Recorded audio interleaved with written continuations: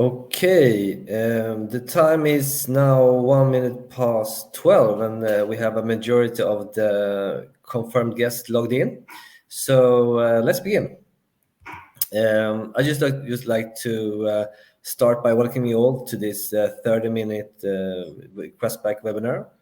And today the topic is whistleblowing. It's probably something that you have heard about now and then the last years. And recently, probably a little bit more often the last couple of months. And I will tell you why in a bit. But before that, I would like to present us, who we are, the ones that will take you through this webinar. First of all, it's me. My name is Otto, and I am head of customer success in Sweden. So I am responsible for all the existing customers in Sweden and helping them. My team and I help them to get out as much as possible from our platform and products. And with me today, I have Tobias Rosenfeld. If you have seen several webinars from us, you have probably seen him before. He is one of our experts when it comes to our platform. So he's been working here for a while and working in the global pre-sales team. So he will do a short demo a little bit later in this webinar. But before that, I will talk about some bullets about whistleblowing and why it's very much a topic at the moment. So let's discuss. Let's start with the basics. What is whistleblowing? So this is when an employee reports a certain type of wrongdoing in the office. It can be in the office, but more especially in the business, within the business of the employer. And these wrongdoings must be in the public interest and affect others. So to be able to be under the whistleblower umbrella. So not basic stuff, not something that affects other people as well. When it comes to why, if you look at the first bullet here, freedom of speech, maybe for you it's something very obvious in your country, in our countries nowadays, but and that's understandable. But when it comes to organizations and companies, it's not always easy to say what you're thinking and alarm about something that you have seen in the company. So for this reason, a whistleblower solution is really good because you can let the board or the owner of the company know of what has happened. If you want, you can be completely anonymous. So this is a good way of actually practicing freedom of speech in organizations. And it's also another good reason to use to have this whistleblower solution is that it has a great value for both the business and the community. When it comes to the business, it's a really good way of seeing what if something which shouldn't happen happens in the organization. So it's a good way of getting information from out in the fields. What are the employees doing in their groups and departments? So that's a good way for the company to get to know if something bad is happening. And for the communities, something could also be some illegal things happening. So it's also good for the community and society that the employees are able to inform about what's happening. And the last reason why that we have written here is that it's preventive. So just by knowing that, if all the employees know that the company or the organization that you are working in has this whistleblower solution, then they indirectly knows that anyone can inform the board or the top management if something happens. So this, in a way, prevents that things from happening from the start. So that's another good reason to have this solution. But when was this framework created then? So everything started in April in 2019 when the European Council approved a whistleblower directive. And since then, there's been a lot of discussion in companies and also in states how this should be implemented, etc. But the most important date is that last December, last year, this directive actually became a national law in EU and all the EEA countries. So after this, the discussion, as you may know, has been more and more intense. So this will be a national law and will be implemented in all these countries. And depending on the type of customer or organization that you are involved in, the deadline on when it should be fully implemented is a little bit different. So for some companies, it will be implemented already this summer, and some of the organizations can have a deadline in next year. So if you look at the other, how this actually affects your employers, I have described it, what kind of companies that are affected now and who are affected later. So when we, the companies that will be affected already this year is public companies over 50 employees and over 250 employees, I should say, and public companies over 50 employees, and private companies over 250 employees. So these companies will be affected. They should have this solution already implemented this year. So it's not that many months left for them. When it comes to smaller private companies, it's their date is the 17th of December 2023. So if you have you're in a private company and over 50 employees.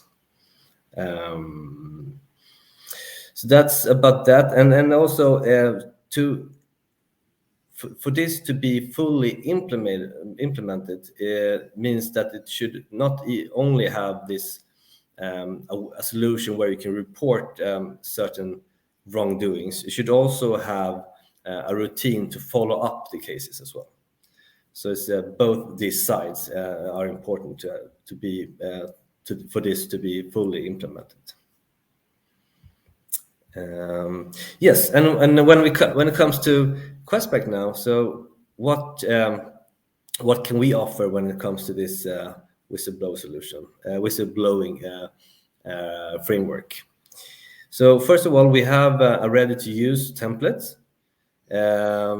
So you can, if you talk to your local CSM, you can use that template, but you can also, of course, adjust it so it suits your own organization better. So that's something you can talk to your local CSM about. The survey that will be this whistleblower solution will be a link survey. So you can have it on you can post it on your internet, so you can reach it from there. You can have it included, attached to a newsletter or something like that. And you can also, if needed, you can print out a QR code and put up in your office, whatever suits you best.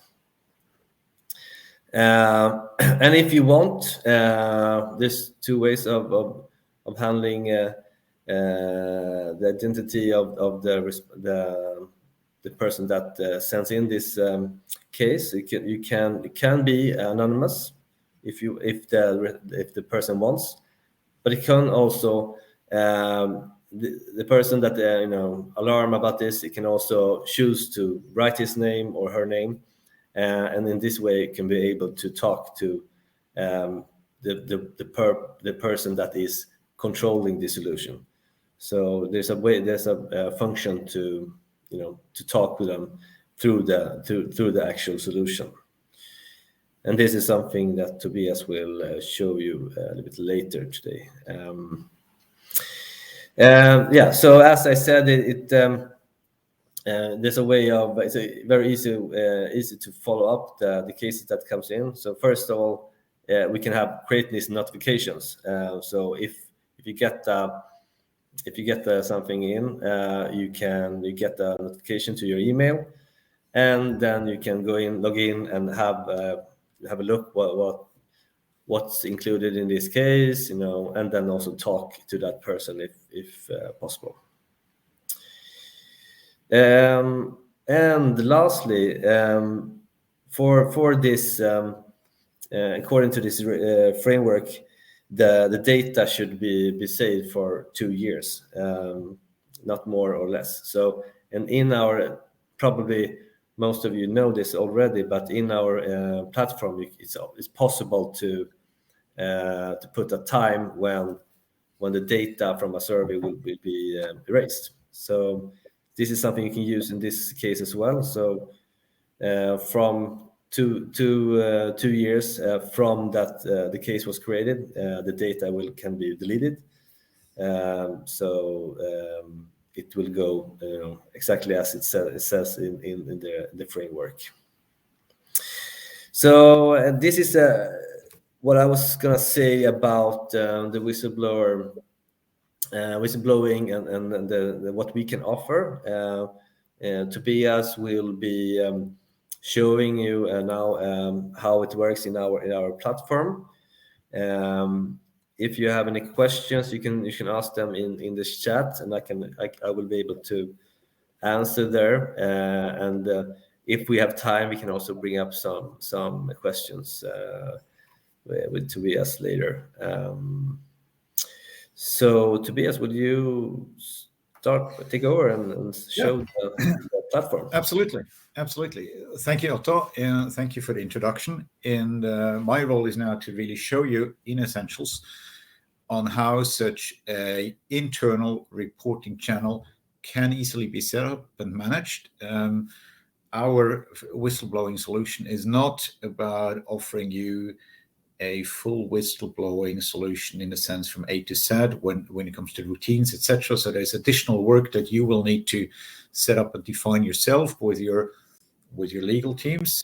What we're offering you today and what we're showing you today is how you can cover that key requirement from this whistleblowing legal framework, meaning this internal reporting channels for safe data handling and capturing of such reports. Initially, what we always recommend to our customers is that this is set up in an entirely separate instance in a separate account, where only the dedicated people within your organization that are meant to work with whistleblowing reports are actually having access. So it's not typically part of your regular Questback account with many users, but you certainly make sure that only the people that have access or that should have access to such whistleblowers are registered as users here. It can be one person like this one, or it can be 2 or 3 if you have dedicated people that are meant to follow up specific whistleblower reports, for example, with HMS and other topics. They can obviously be added as users as well. The requirement then for our approach for the sort of whistleblowing reporting channel is that, as Otto said, to set up a quest here within Essentials that includes certain key questions for you to really capture what the whistleblowing report is all about. I'll show you the finished results first, and then we can go a bit into details and see how the various elements within Essentials belong together and really form part of the package. So typically, such a whistleblower reporting channel would start with what we call a consent page, where you as a customer, you as an organization, inform the people that this is the whistleblowing channel. These are the data that are being processed with information about who to be contacted, with additional information about the rights and the data being captured, etc. And then the people that are to use the system or to use that channel, they would say, I agree that especially my personal data are within that whistleblowing reporting channel are processed accordingly, and then I click on next. What we also always recommend then is that you would start your reporting channel with a couple of, what can I say, slice and dice questions or demographic questions, because these will allow you not just to identify or a bit more what the whistleblowing is about, but will also give you statistics afterwards to say 4 months period, which areas, which business units, which topics are mostly concerned when it comes to incoming whistleblower reports. So I can, for example, say it's unit B, it can be a unit, it can be a regional office, it can be different legal entities within your organization. This is really up for you to define.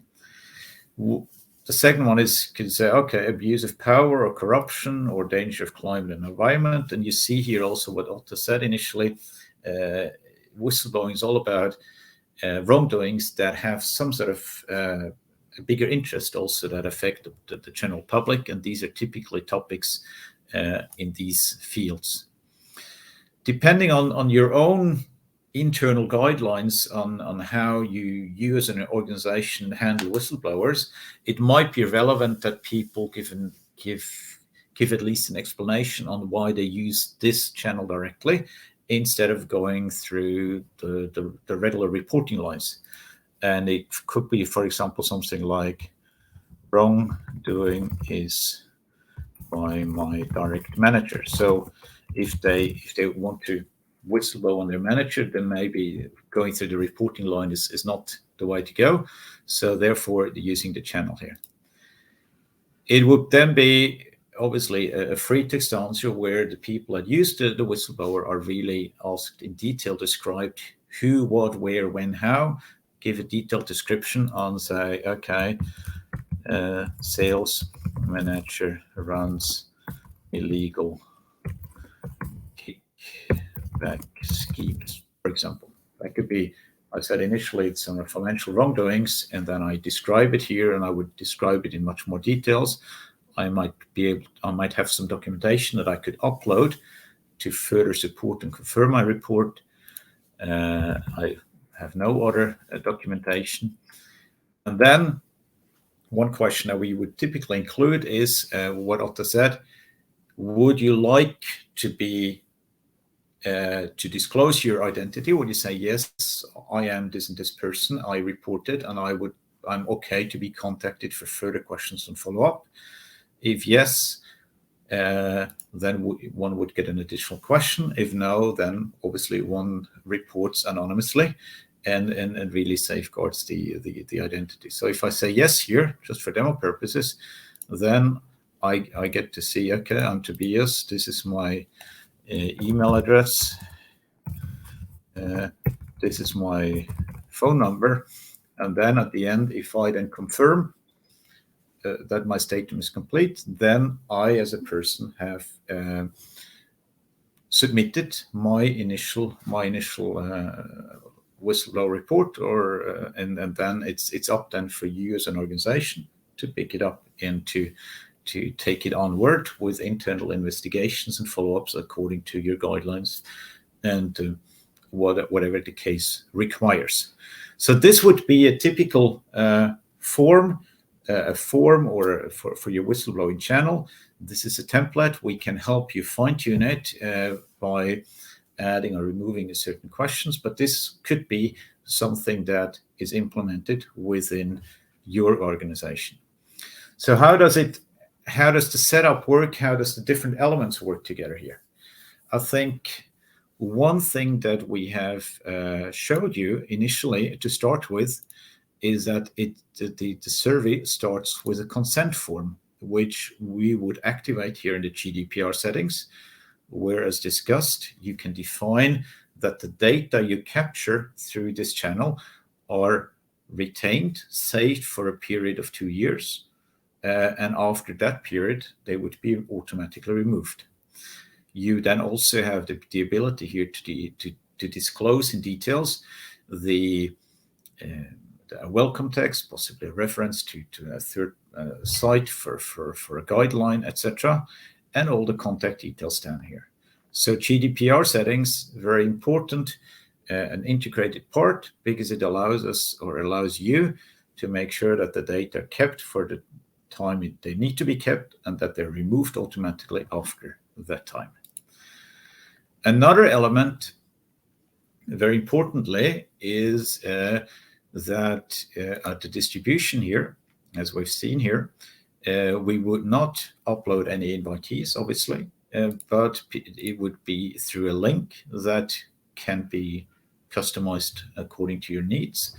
And most importantly, you can copy it and put it on an intranet, or, as Otto also said, you can have it as a QR code on a flyer, on a slide, and a poster somewhere in your organization, so that all employees know this is the way to go when they want to report something through that channel.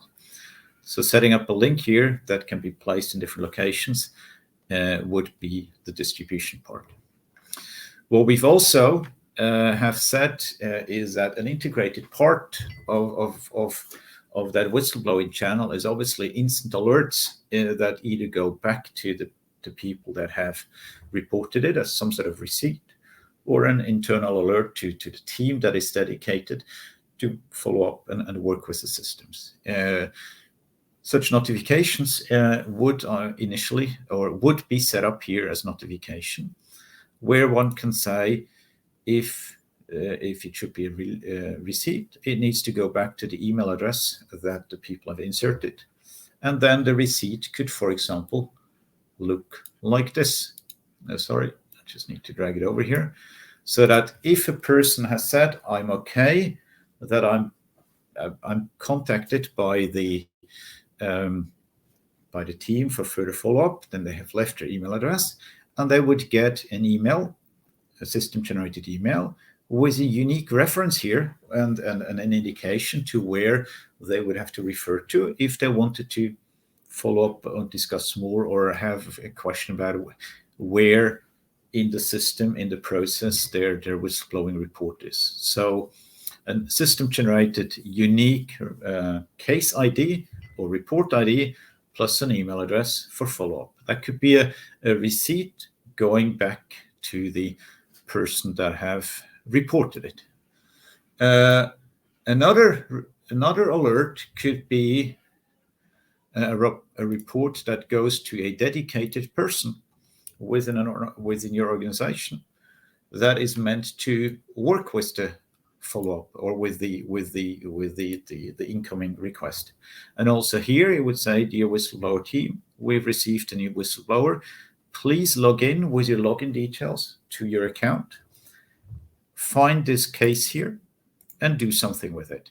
Important here is that in these emails that go out as receipts or alerts, I think for privacy reasons, one should not include any personal data that would allow to identify possibly the whistleblower, but unique references to a case that can be accessed through a login here at least helps facilitate and speed up the follow-up process.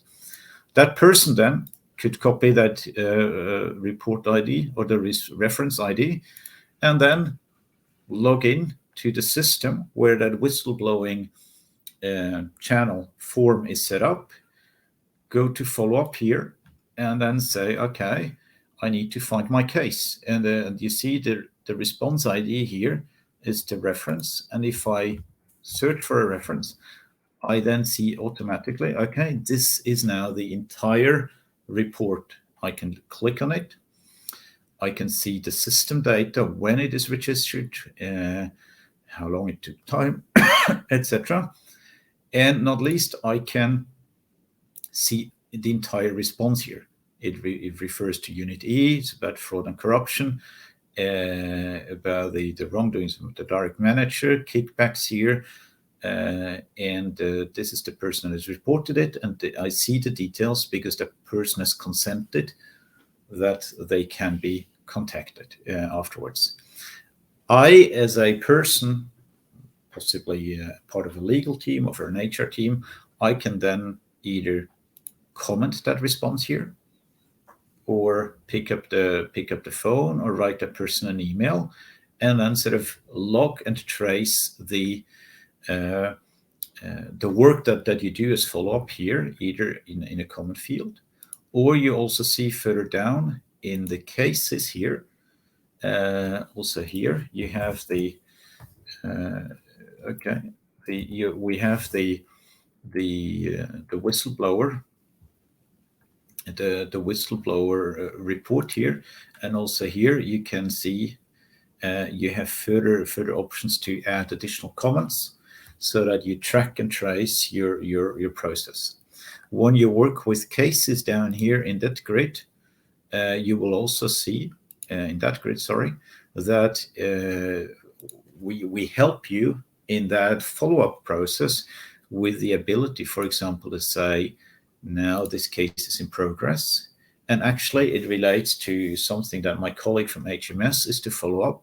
So you can assign the case here from your own profile to say, okay, now it is to be going to HMS, and then HMS is assigned to the case and can follow up, do something with it, log further reports here in within the case history that is logged here, and then as soon as the case is closed, then that user then can also go and say, now the case is closed.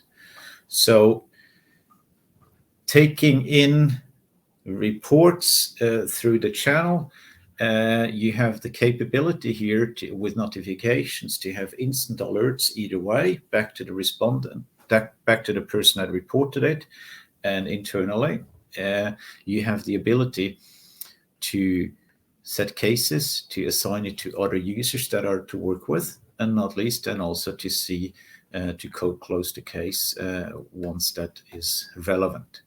Under follow-up, you will also see then a little overview at the bottom here about how many cases or how many reports you've received in total, how many cases out of them have been created, and where they stand when it comes to their status. One has not assigned any case status yet, which is probably a very new one, and that way you can sort of also keep track of it on your work. The last part that I wanted to show you today before the half an hour is over is that we showed you initially in the quest that it makes very much sense to start your form with a couple of demographic questions in a way, sort of to categorize what the report is about and which units are affected.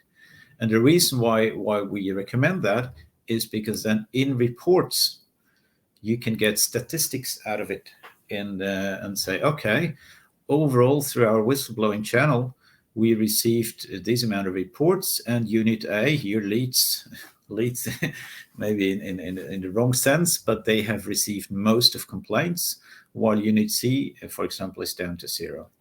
And when it comes to the areas are covered, it's danger for life and health and the irresponsible work environment that lead, while, for example, danger and climate, breach of GDPR, are not affected yet. And you can also see statistics about how many have consented to be followed up and not.